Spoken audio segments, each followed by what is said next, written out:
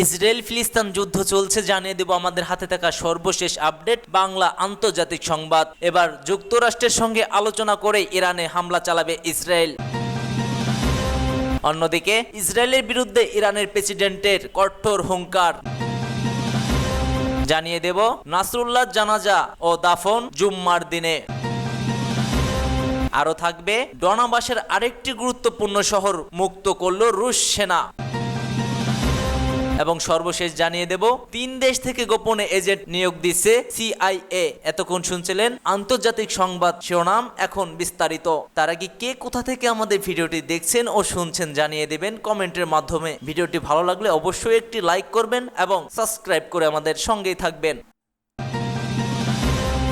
যুক্তরাষ্ট্রের সঙ্গে আলোচনা করেই ইরানে হামলা চালাবে ইসরায়েল। মধ্যপ্রাচ্য জুড়ে চলছে যুদ্ধের দামামা। রাজনৈতিক বিশ্লেষকদের আশঙ্কা যে কোনো সময় পুরো এই অঞ্চল জুড়ে যুদ্ধ ছড়িয়ে পড়তে পারে। ইসরায়েলকে লক্ষ্য করে গত মঙ্গলবার 1 অক্টোবর 180টি ক্ষেপণাস্ত্র নিক্ষেপ করে ইরান। দেশটির দাবি তাদের ছাড়া ক্ষেপণাস্ত্র 80% ইসরায়েলের আঘাত হেনেছে। খবর আল জাজিরা ও BBC। এই অতর্কিত হামলার প্রতিশোধ নিতে করা হুঁশিয়ারি বার্তা দিয়েছেন ইসরায়েল। ধারণা করা হচ্ছে এই মুহূর্তে মধ্যপ্রাচ্য একটি বিপজ্জনক পরিস্থিতির মধ্যে আছে। সংকটময় এই পরিস্থিতির মাঝে ইসরায়েলের প্রধানমন্ত্রী বেনিয়ামিন নেতানিয়াহু হুঁশিয়ারি দিয়ে বলেছেন, এই হামলার কড়া মূল্য দিতে হবে ইরানকে। তবে ইসরায়েল কি ধরনের হামলা চালাবে সেই সম্পর্কে এখনো কোনো বিস্তারিত কিছু জানা যায়নি। অপরদিকে মার্কিন প্রেসিডেন্ট জো বাইডেন বলেছেন তিনি ইরানের পারমাণবিক স্থাপনা ইসরায়েলের প্রতিশোধমূলক হামলাকে সমর্থন করে না। জো বাইডেন বলেন ইসরায়েলের হামলার প্রতিক্রিয়া ইসরায়েল করতে চলেছে। যুক্তরাষ্ট্র সেই বিষয়ে ইসরায়েলদের সঙ্গে আলোচনা করবে। বুধবার হারিকেন হেলেনের তাণ্ডবে অর্ধ ক্যারোলাইনার ক্ষতিগ্রস্ত এলাকা পরিদর্শনে যান জো বাইডেন। সেখানে বাইডেনকে প্রশ্ন করা হয়েছিল, ইসরায়েল যদি এখন ইরানের পারমাণবিক স্থাপনা হামলা করতে চায় তাতে তিনি সমর্থন দেবেন কিনা। উত্তরে বাইডেন জবাব ছিল না। তিনি আরো বলেন, বর্তমান পরিস্থিতিতে ইসরায়েল এখন কি করতে চাইছে তা নিয়ে দেশটির সঙ্গে আলোচনা করবে যুক্তরাষ্ট্র। বাইডেন বলেন, এখনকার পরিস্থিতি নিয়ে তিনি G7 জোটের নেতাদের সঙ্গে কথা বলছেন। তারা সবাই একমত হয়েছেন যে ইসরায়েলের জবাব দেওয়ার অধিকার আছে। উল্লেখে বিবিসির প্রতিবেদনে বলা হয়েছে, জো বাইডেন ভূমি সাগরে আরো সেনা পাঠিয়ে ইরানকে ইঙ্গিত করেছেন যে যদি ইসরায়েলের উপর আঘাত আসে সেটি যুক্তরাষ্ট্রের উপর আঘাত বলেই বিবেচিত হবে। সূত্র MHR।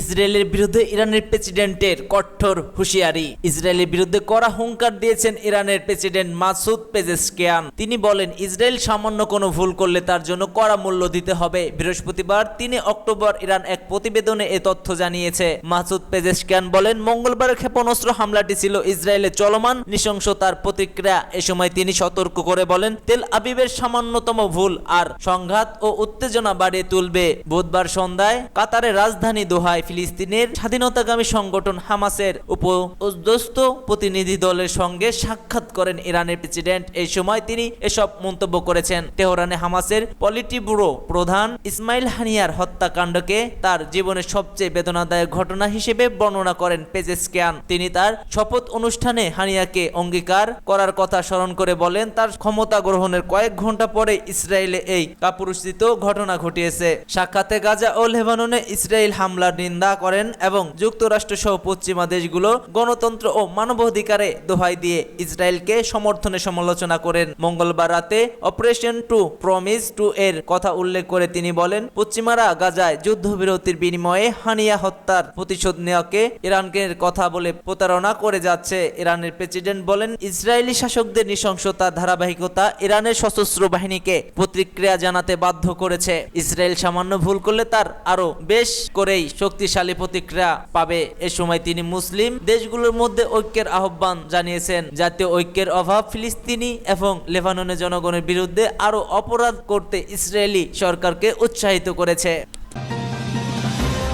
নাসরুল্লাহ জানাজা ও দাফন শুক্রবারে। ইসরায়েলের বিমান হামলায় নিহত লেবাননের প্রতিরোধ আন্দোলন হিজবুল্লাহ প্রধান সাইদ হাসান নাসরুল্লাহ জানাজা ও দাফন আগামীকাল শুক্রবারে অনুষ্ঠিত হবে। বৃহস্পতিবারে ৩ অক্টোবর ইরাকের একটি গণমাধ্যমের বরাত দিয়ে এই তথ্য জানিয়েছে ইরানের রাষ্ট্রীয় বার্তা সংস্থা ইরানা। বৃহস্পতিবার ভোরে একটি অজ্ঞাত সূত্রের বরাত দিয়ে ইরাকি সংবাদ মাধ্যম সাবরিন ইউজ এক প্রতিবেদনে জানিয়েছে নিহত হিজবুল্লাহ প্রধানের দাফন শুক্রবারে অনুষ্ঠিত হবে। গত শুক্রবার লেবাননের রাজধানী বৈরুতের শহরতলিতে এক আবাসিক এলাকায় ইসরায়েলি বিমান হামলায় নিহত নাসরুল্লাহ জানাজার সময় এই দাফনের স্থান সম্পর্কে এই সংবাদ মাধ্যমটি বিস্তারিত কিছু জানায়নি। ইরানের রাষ্ট্রীয় বার্তা সংস্থা ইরানার প্রতিবেদনে বলা হয়েছে ইসরায়েলের প্রধানমন্ত্রী বেনিয়ামিন নেতানিয়াহু যুক্তরাষ্ট্রের সমর্থনে হিজবুল্লাহকে হত্যার জন্য ইসরায়েলকে জাতিসংঘ দপ্তর থেকে একটি আদেশ জারি করেছে। আদেশের পর ইসরায়েলি যুদ্ধ বিমানগুলো বৈরুতে ঘনবসতিপূর্ণ এলাকায় যুদ্ধরাষ্ট্রে সরবরাহ করা ২,০০০ পাউন্ডের বোমা ফেলে সেখানে আরো অনেক বেসামরিক নাগরিকের সঙ্গে নাসরুল্লাহকে হত্যা করে। ৩২ বছর পরে হিজবুল্লাহ প্রতিরোধ আন্দোলনের প্রধান হিসেবে দায়িত্ব পালন করা সাইদ হাসান নাসরুল্লাহ ৬৪ বছর বয়সে ইন্তেকাল করেছে ইসরায়েলি এই হামলায়।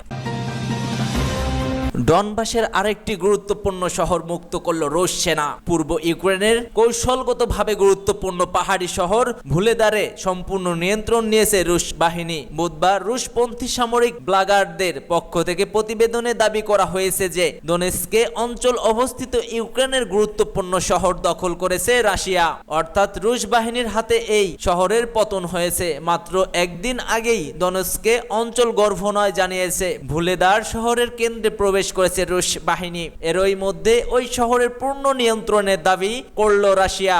এর আগে ২০২২ সালে নিজেদের ভূখণ্ডের মধ্যে না থাকলেও ইউক্রেন 4টি অঞ্চলে সংযুক্ত করেছিল রাশিয়া। ওই শহরটি নিয়ন্ত্রণে নেওয়ার বিষয়ে রুশ কর্তৃপক্ষ এখনো কোনো মন্তব্য করেনি। ২০২২ সালে রাশিয়া ইউক্রেনের আংশিক হামলা চালানোর পর থেকেই পাহাড়ি অঞ্চলে অবস্থিত ভুলেদার শহরটি প্রতিরোধ গড়ে তুলেছে, কিন্তু অবশেষে রুশ বাহিনীর হাতে শহরটির সম্পূর্ণ পতন ঘটল।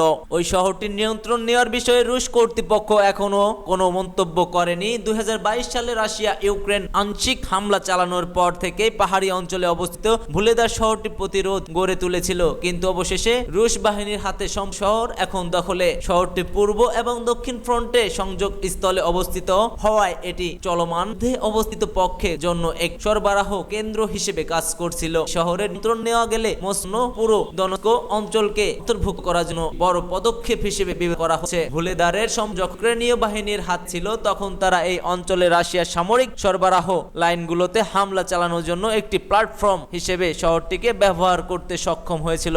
গত সপ্তাহে রুশ বাহিনী শহরের উপকণ্ঠে পৌঁছায় এবং গত কয়েকদিনে সেখানে হামলা আরো জোরদার করেছে। এছাড়া ইউক্রেনীয় বাহিনীকে প্রতিহত করেছে এবং সরবরাহ ও সেনাবাহিনীর অবস্থানকে জটিল করে তুলেছে। 3 দেশ থেকে গোপনে এজেন্ট নিয়োগ দিয়েছে CIA। 3 শত্রু দেশ থেকে গোপনে এজেন্ট নিয়োগ দেওয়ার তোড়জোড় শুরু করেছে যুক্তরাষ্ট্রের কেন্দ্রীয় গোয়েন্দা সংস্থা CIA। এরই মধ্যে নিয়োগ অভিযান শুরু করেছে সংস্থাটি। দেশ 3টি হলো চীন, ইরান ও উত্তর কোরিয়া। খবর বিবিসির। বুধবার 2 অক্টোবর নিজেদের সামাজিক মাধ্যমে অ্যাকাউন্ট থেকে ম্যান্ডারিন, ফার্সি ও কোরিয়ান ভাষায় এজেন্ট নিয়োগ সংক্রান্ত একটি পোস্ট করেছে CIA। সেখানে তাদের সঙ্গে কিভাবে নিরাপদে যোগাযোগ করতে হবে সে বিষয়ে বিস্তারিত নির্দেশনা দেয়া হয়েছে। সবশেষে ইউক্রেন যুদ্ধ শুরুর পর রাশিয়া থেকে এজেন্ট নিয়োগে এমন কার্যক্রম শুরু করেছিল মার্কিন এই গোয়েন্দা সংস্থাটি। তাদের ওই অভিযান সফল বলেই দাবি CIA-র। সেখানে থেকে অনুপ্রেরণা নিয়েই নতুন ওই অভিযানে নামলো সংস্থাটি। এক বিবৃতিতে CIA-র একজন মুখ্যমন্ত্রী বলেছেন, আমরা নিশ্চিত করতে চাই যে অন্যান্য কৃতবাদী শাসনের অধীনে থাকা ব্যক্তিরা যে জানতে পারে আমরা তাদের সঙ্গে কাজ করার জন্য উন্মুক্ত। নিয়োগের এই বার্তা CIA-র তরফ থেকে X, Facebook, YouTube, Instagram, Telegram ও লিঙ্কডইনের মতো প্ল্যাটফর্মে পাশাপাশি ডার্ক ওয়েবের পর্যন্ত দেওয়া হয়েছে। এসব পোস্টে ব্যক্তির নাম, অবস্থান ও যোগাযোগের বিশদ তথ্য চাওয়া হয়েছে।